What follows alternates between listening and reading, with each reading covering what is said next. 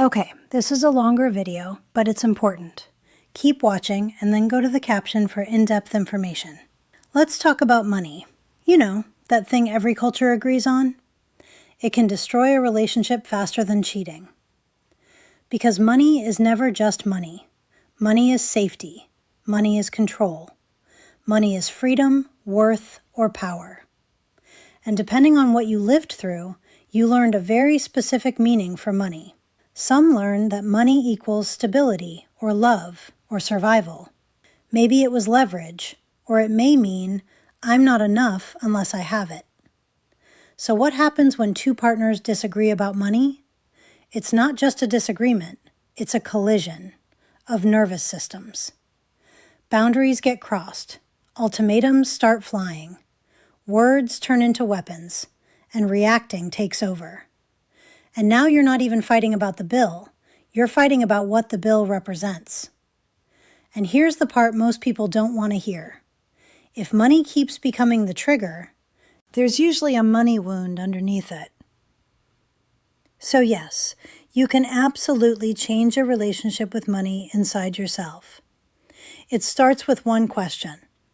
What does money mean to me when I'm stressed? Because your money behavior changes when you're regulated versus when you're activated. When you're activated, you might become controlling or avoidant, shut down, overspend, hoard, hide, accuse, or even keep score. So here's a quick way to identify your personal relationship with money. Ask yourself this. When I think about money, do I feel safe or tense? Free or trapped? Proud or ashamed? Calm or in danger?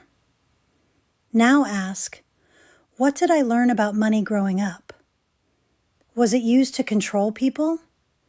Was it always missing? Was it fought over? Was it tied to love or approval or survival?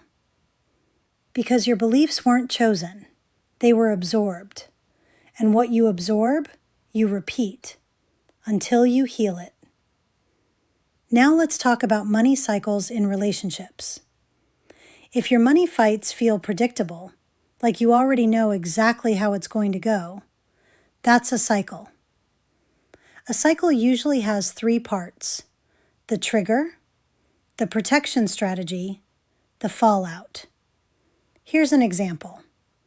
Trigger, unexpected expense. Protection, one person controls, the other shuts down. Fallout, resentment, blame, emotional distance. So if you want to change the money cycle, you don't start with the argument. You start with the meaning, and let the invitation to your partner sound more like this. I don't want money to keep hurting us. Can we get curious about what money represents for each of us and create agreements that protect the relationship? Not, you're bad with money. Not, you're controlling. Not, you never listen. Curiosity is how you create safety. And if you want clarity and clean agreements, try this. Have a money meeting once a week. Short, structured, no drama. 3 questions only. What's coming up this week financially? What do we need to decide together? What agreement are we making? And what's the plan? And here's the most important part. If emotions spike, you pause. Because money decisions made in dysregulation become relationship trauma. So I'll ask you this, straight up. Are you willing to let your relationship be destroyed by money? Are you willing to keep hurting each other because you don't want to look at your own money story? My guess is your answer is no. So check the caption. I'm going to give you practical steps to identify your money beliefs, spot your relationship's money cycle, and start building clear agreements that bring peace, not power struggles.